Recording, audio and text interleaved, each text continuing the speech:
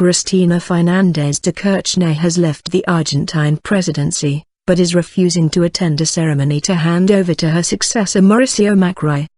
The outgoing left-wing leader and the center-right president-elect disagree over where the ceremony should be held.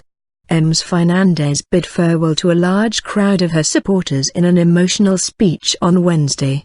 She urged people to take to the streets if they felt betrayed by the new center-right government. Mr. Macri will take his oath of office before legislators in Congress at noon local time, 1500 hours GMT.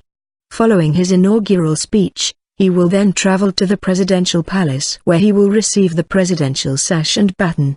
Ms. Fernandez had insisted that the handover should also take place in Congress, where her party holds a majority of seats.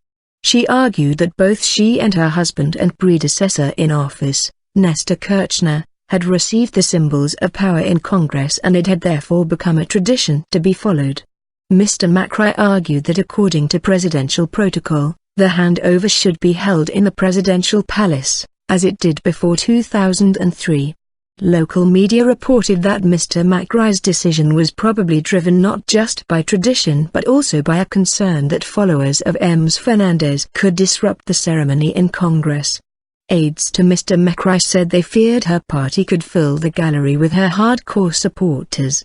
Annoyed by Mr. Macri's insistence, Ms. Fernandez announced she would skip both ceremonies altogether.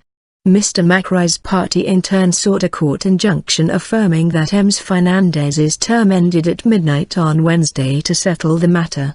As a result, power was temporarily transferred to Senate Speaker Federico Pindo, who is acting as head of state for 12 hours until Mr. Macri's inauguration.